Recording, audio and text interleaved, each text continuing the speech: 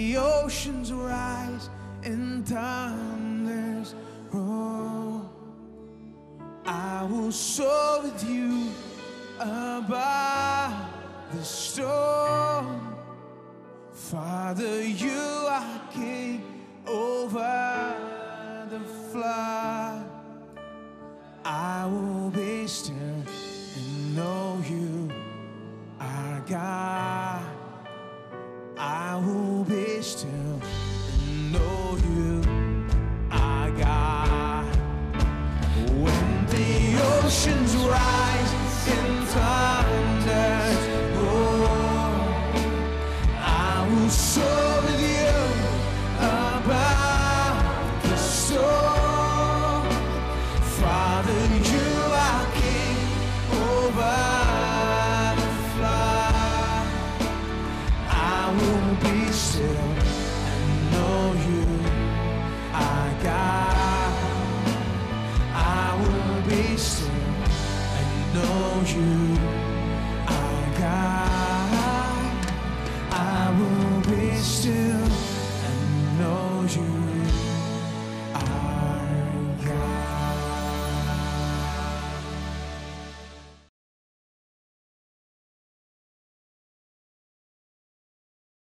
देखिए, जब पैसा आता है तो उसके साथ धोखा आता है। नहीं, बहुत से लोग हैं जिनके पास पैसा नहीं लेकिन धोखा है। धन का धोखे का मतलब क्या है? धन के धोखे का मतलब आप में बुरे विचार हैं पैसों के बारे में। आपके पास पैसों के बारे में बुरे विचार हैं, पैसों तक गलत पहुंच है, यही धोखा है।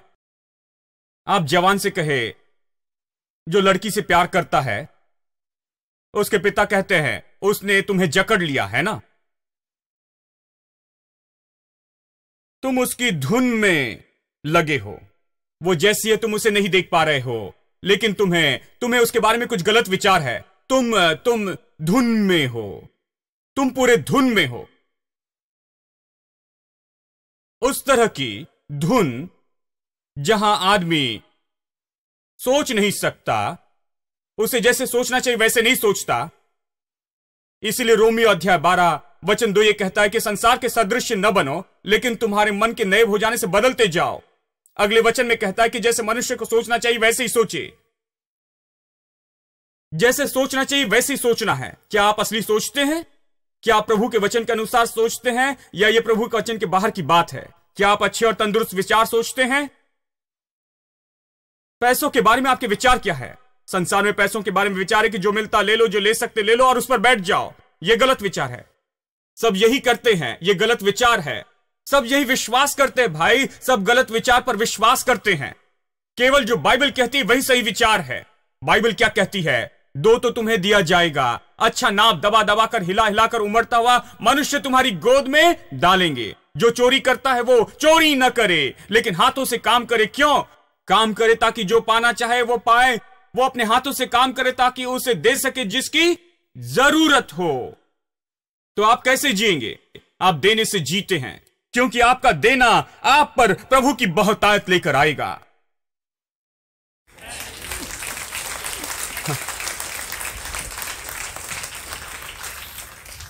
लेकिन बहुत से लोग जीविका कमाने में व्यस्त है।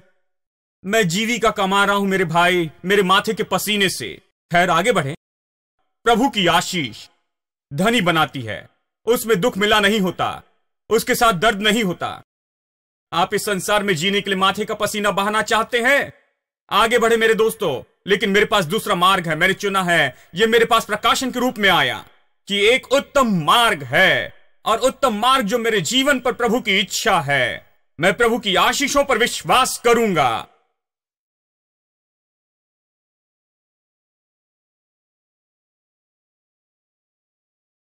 हेलो, समझ रहे हैं ना?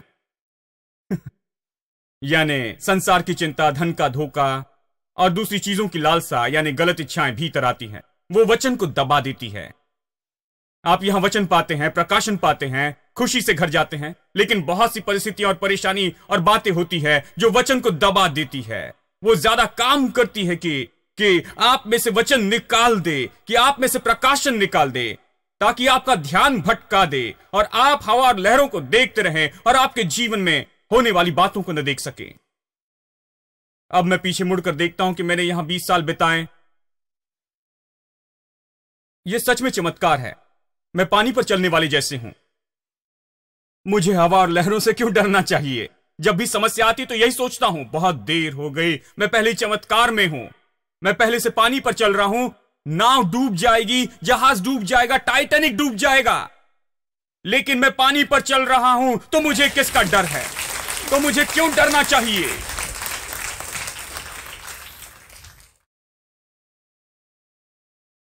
हेलो। और आप भी ऐसे हैं। आप पीछे देखते हैं कि प्रभु ने आपके लिए कितने अद्भुत काम किए हैं। आप कहां तक आए, आप कहां थे और आज कहां पर हैं। प्रभु ने आपको कहां लाया है। कितनी बार आप उन परिस्थिति से बाहर, आपने सोचा खत्म हो जाएंगे, लेकिन उससे बाहर बाहर आ गए हैं। आप प्रभु के अनुग्रह से, प्रभु की सामर्थ्य और मदद से आप उससे बाहर आ गए। इसके बारे में सोचिए दोस्तों, आप इसे कर सकते हैं। अगर कोई खड़े होकर पत्र से कहता तुम पानी पर चल रहे हो तो हवा और लहरों से क्यों डरते हो, तो शायद जाग जाता। शायद बाद में यीशु ने कहा होगा तुम्हें पता नहीं पतरस, तुम पानी पर चल रहे थे तो क्यों डर गए। सिर खुजलाकर कहा होगा ओ हां, मुझे सोचना चाहिए था, मैं नाव में नहीं था, है ना।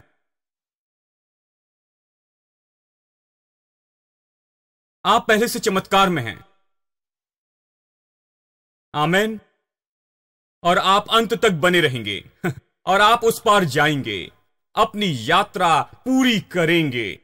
जानते हैं बाइबल कहती है कि ये वचन तेरे मुंह से दूर न होने पाए, इसी पर दिन और रात मनन करना और जो इसमें लिखा उसके अनुसार करने में चौकसी करना, तब तू अपने मार्ग सफल बनाएगा। अच्छी यात्रा होगी, वहां पहुंच जाएंगे। आप जहां भी जाना चाहते हैं, आप जहां भी जाना चाहते हैं वहां पहुंचेंगे, वहां पहुंच जाएंगे और आप अच्छी सफलता पाएंगे।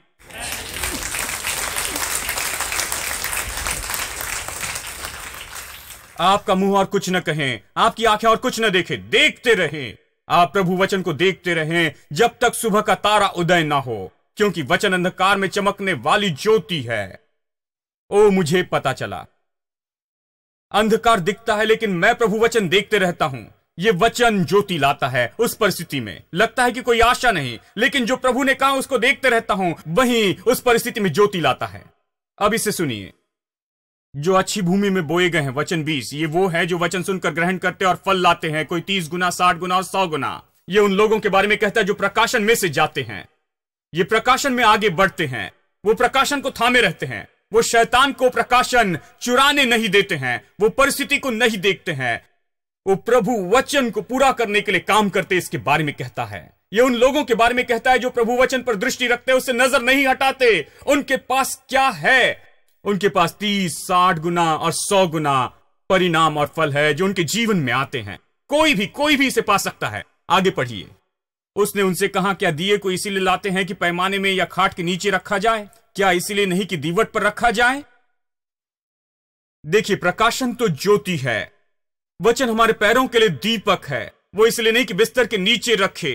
प्रभु ज्योति लाना चाहता है अंधकार में। वचन वो ज्योति है जो अंधकार में चमकता है। ये इसके बारे में कहता है, वचन के बारे में और प्रकाशन के बारे में। कोई वस्तु छिपी नहीं लेकिन प्रकट हो जाएगी। हेलो। कुछ नहीं। कुछ लोग कहते हैं शायद मुझे प्रकाशन नहीं मिला। नहीं नहीं नहीं, ये पहले से है आपके अंदर में। सारे प्रकाशन की परिपूर्णता आप में वास करती है, उस एक व्यक्ति यानी पवित्र आत्मा में। आपको जो भी जानना है आपकी हर परिस्थिति के लिए, आपकी हर जरूरत के लिए, ये उस एक व्यक्ति में है जो सारे सत्य को प्रकट करता है। वो सारे सत्य में मार्गदर्शन करेगा। आप क्या सोचते हैं कि जब बाइबल कहती है कि सारे सत्य में मार्गदर्शन करेगा, कुछ लोग सोचते हैं कि सारे सिद्धांत में मेरी अगुवाई करेगा, सारी थियोलॉजी में। किस लिए? क्या थियोलॉजी में करना है पीएचडी? क्या पवित्र आत्मा इसलिए यहां है कि सारे इनमें मार्गदर्शन करे? नहीं, वो सारे सिद्धांत में और नियम में अगुवाई नहीं करेगा, इन सारे कोड्स और कंडक्ट में नहीं। नहीं नहीं, वो सत्य में आपकी अगुवाई करेगा। वो सत्य आपका जीवन बेहतर बनाने में मदद करेगा। सत्य सफल होने में मदद करेगा। सत्य विजयी बनाएगा। सत्य आपको हर पहाड़ के पार लेकर जाने में मदद करेगा। सत्य आपको इस जीवन में पूरा करने के लिए मदद करेगा। इसे बहुत धार्मिक न बनाए, इसे सिद्धांत न बनाए, धार्मिक और बड़ी बड़ी बात न बनाए। ये सब सत्य मेरे दोस्तों, बिल्कुल सत्य स्पष्ट है आपके जीवन के बारे में, परिवार, तंदुरुस्ती, शांति, आपका धन, आपके प्रतिदिन के जीवन के बारे में। आप सोचते हैं कि क्या मैं इसे कर पाऊंगा?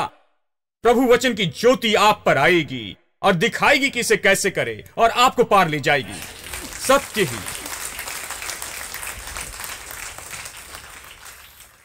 अब यह कहता है कि कुछ नहीं जो प्रकट ना होगा, इस पर विश्वास करें।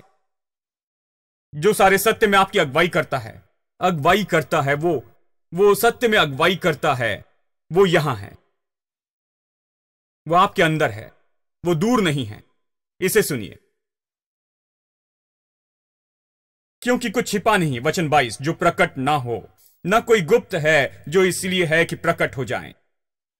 कोई भेद नहीं मेरे दोस्तों, कोई भेद नहीं जिसे प्रभु छिपाना चाहता हो।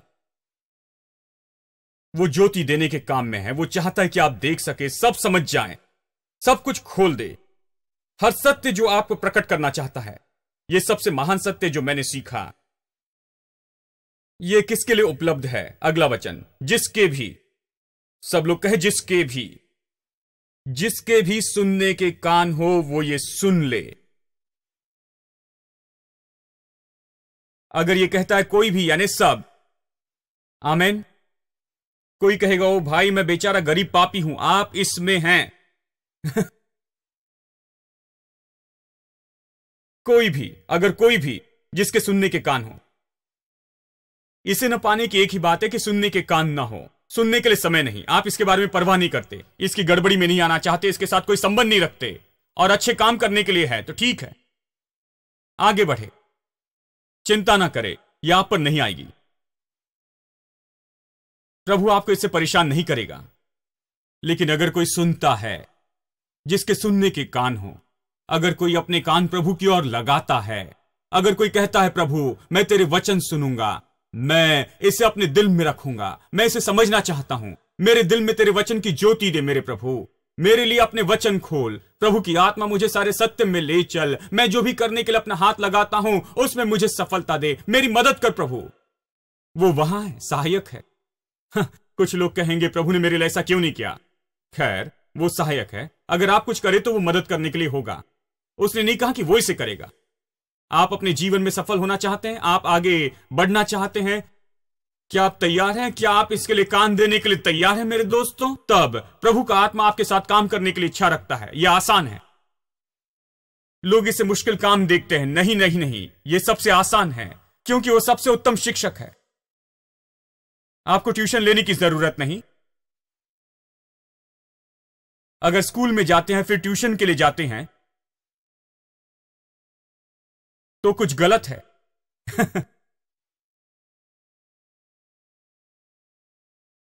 यह एक और सच्चाई किसी को पसंद नहीं, लेकिन यह शिक्षक पर्याप्त से बढ़कर है। यह बहुत अच्छा है, यह बहुत अच्छा है। वो सारे सत्य में आपकी अगुवाई करेगा। कोई समस्या नहीं, अगर कोई परेशानी है तो मदद करेगा। वो हमेशा है।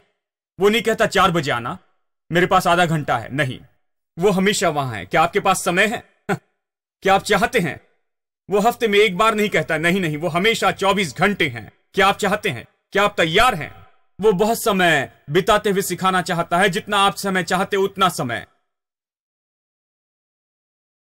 इसलिए मैं विश्वास करता हूं कोई कारण नहीं है, संसार में कोई कारण नहीं कि आप इसे नहीं कर सके। आप कर दिखाएंगे। कई बार आप इसे इसलिए नहीं कर सकते क्योंकि आपके पास इसके करने के लिए दिल नहीं है। आप इसके लिए कान नहीं देते हैं, आप इसकी परवाह नहीं करते हैं। केवल यही कारण है कि आप इसे नहीं कर पाते। कोई भी, जिसके भी कान हो, अगर वो सुनेगा तो 30, 60 और 100 गुना पाएगा अपने विश्वास के अनुसार और उन चीजों के अनुसार जो इसमें रखता है, वो परिणाम पाएगा। कोई भी, सब लोग कहे कोई भी, सब लोग कहे कोई भी, यानी मैं भी। मैंने इसके बारे में आपके सामने चुनौती रखी। यह आपके लिए संभव है। ठीक है, अब मैं आपको कुछ बताना चाहता हूं। ऐसा कोई द्वार नहीं जो आपके सामने बंद है या दिखाई देता है कि ताला लगा है और आपको दूर रखता है उस द्वार के भीतर की चीजों से। ऐसा कोई द्वार नहीं जिसे आप नहीं खोल सकते। जब यीशु क्रूस पर मरा और जी उठा, उसने ये किया ताकि आपके लिए सब संभव बनाए। कुछ नहीं, कोई द्वार नहीं है जो बंद रख सकते हैं। हर द्वार जो बंद है और जिस रुकावट का आप सामना करते हैं, जिस किसी दीवार का आप सामना करते हैं, या जिस किसी चीज के विरुद्ध में आकर आप रुक जाते, खड़े होकर कहते हैं मैं इसके आगे नहीं जा सकता, मैं इतना ही आ चुका, नहीं, यह असंभव है। प्रभु कहता है यह असंभव नहीं है। मैंने तुम्हें स्वर्ग के राज्य की चाबियां दी है। तुम जो इस पृथ्वी पर बांधोगे वो स्वर्ग में बंधेगा, और जो तुम पृथ्वी पर खोलोगे वो स्वर्ग में खुल जाएगा। ऐसा कोई बंद द्वार नहीं है जिसे खोला नहीं जा सकता है।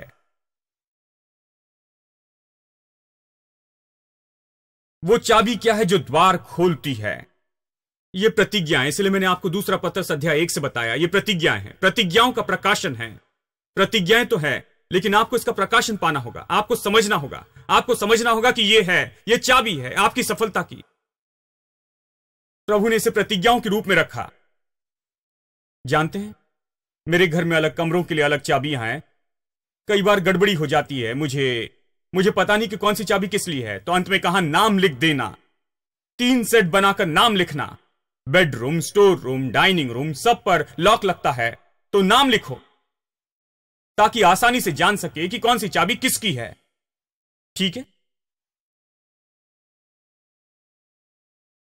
और जब द्वार खोलने के लिए जाते हैं तो द्वार आपकी ओर देखकर नहीं कहता तुम बहुत छोटे हो, मुझे नहीं खोल सकते। नहीं, आपको द्वार देखकर नहीं कहना कि यह बहुत बड़ा, मैं नहीं खोल सकता। नहीं, इसके लिए छोटी चाबी लगती है, चाहे दरवाजा कितना भी बड़ा हो। क्या आपने उस आदमी को देखा है जिसके पास बैंक के लॉकर की चाबी है?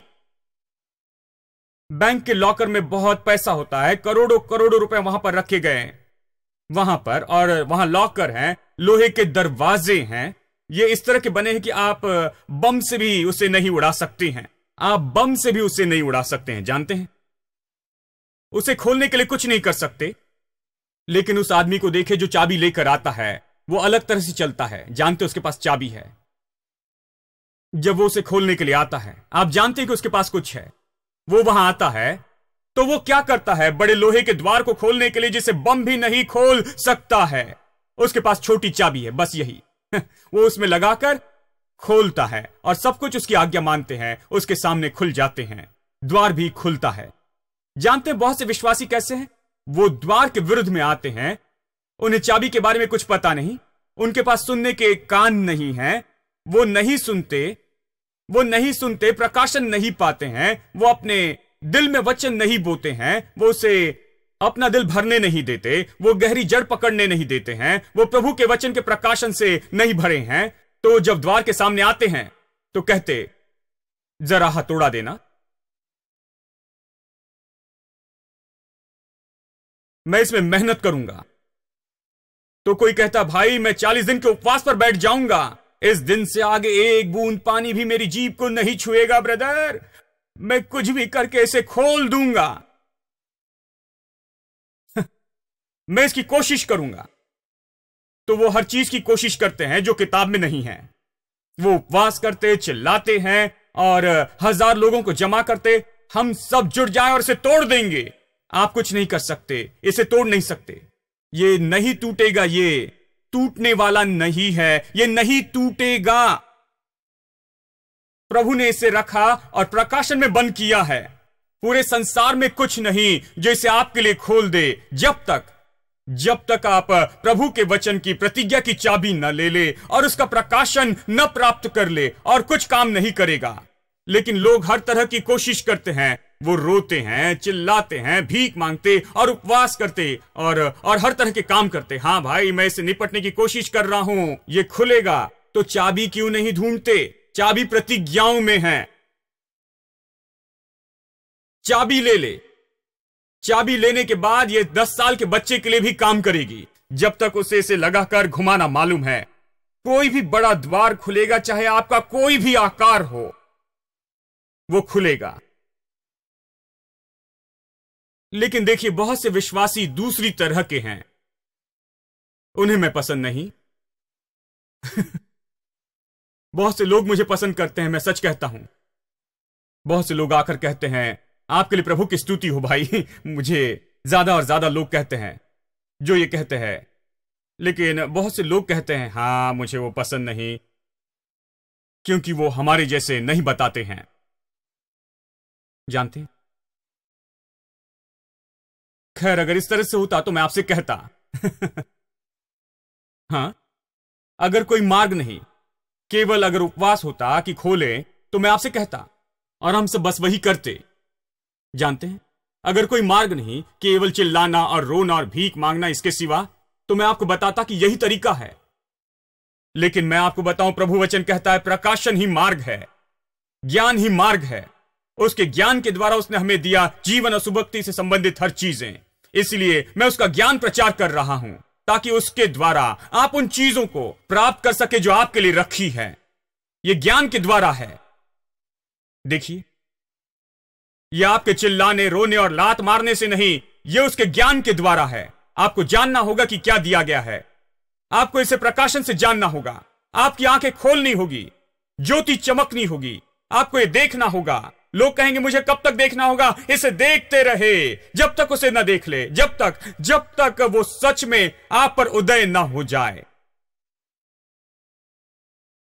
तब वो आपका जवाब होगा, तब वो आपकी चाबी होगी। आमीन।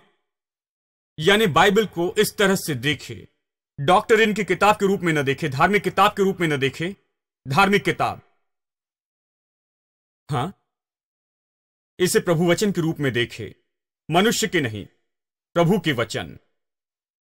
पूरे संसार में बाकी सारी चीजों से निश्चित, आपकी समस्याओं से ज्यादा निश्चित, आप जिन मुश्किलों से जाते हो उससे भी निश्चित, आप जिन चुनौतियों का सामना करते हो उससे भी निश्चित, ज्यादा निश्चित, यह ज्यादा निश्चित है।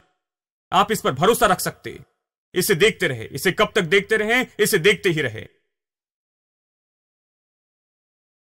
क्योंकि इसे देखे बिना ज्योति कैसे चमक सकती? यह ज्योति है। इसे शुरू किए बिना, इसे ऊपर रखे बिना आप ज्योति कैसे पाएंगे? इसे देखते रहे, तब आप देखने लगेंगे। जानते हैं, तब आप पाएंगे, तब आप जानेंगे। एक बार इसे जानने के बाद आप पाएंगे, क्योंकि ज्ञान ही चाबी है। प्रकाशन का ज्ञान ही चाबी है। आमीन। ठीक है, आइए हम खड़े हो जाएं। आइए अपने हाथ उठाकर प्रभु को धन्यवाद दे इन वचनों के लिए जो हमने स्वीकार किए। विश्वासी के अधिकार के बारे में प्रकाशन का ज्ञान। हालेलुया। धन्यवाद पिता, धन्यवाद यीशु। पिता परमेश्वर, यीशु के नाम में हम तेरे पास आते हैं, तुझे धन्यवाद देते हैं इन सब के लिए जो हम इस हफ्तों में सीख सके प्रभु। उन सब के लिए जिसका प्रकाशन पाया। धन्यवाद हमें दिखाने के लिए और सारे सत्य में पवित्र आत्मा द्वारा अगुवाई करने के लिए। और हम अपना दिल और मन खोलते हैं तेरे लिए और ज्यादा प्रार्थना करता हूं कि हमसे बातें करते रहना, हमें दिखाते रहना कि ये सत्य जो हमने सुने वो चले न जाएं, ये चुराए न जाएं, ये फिसल न जाएं।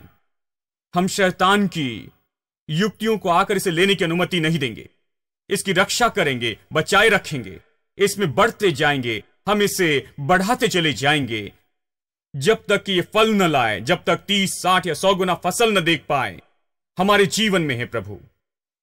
प्रार्थना करता हूं कि वचन हर दिल में सुरक्षित रहे, इन चीजों का प्रकाशन बढ़ता जाए, हर दिल में बचा कर रख, और लोग इसकी सच्चाई को जाने और इसकी वास्तविकता में जीने पाए है पिता, ताकि पूरी परिपूर्णता वास्तविकता हो जाए इनके आत्मा, प्राण और शरीर में, इनके धन में, इनके हाथों के कामों में, इनके परिवार जीवन में, और हर तरह से आशीष होने पाए।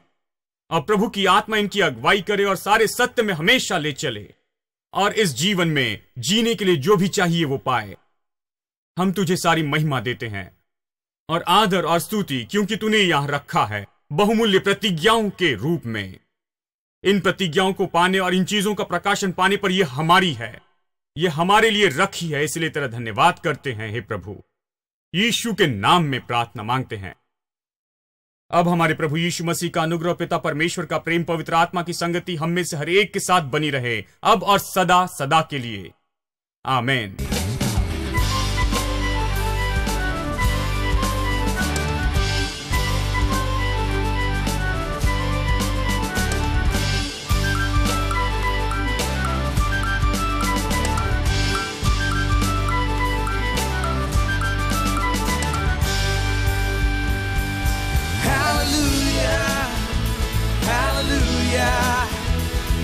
hallelujah. Your love makes me sing hallelujah, hallelujah, hallelujah. Your love makes me sing hallelujah, hallelujah, hallelujah. Everybody. Your love makes me sing hallelujah, hallelujah, hallelujah. Your love makes me sing hallelujah, hallelujah, hallelujah. Your love makes me sing hallelujah, hallelujah, hallelujah. Your love makes me sing.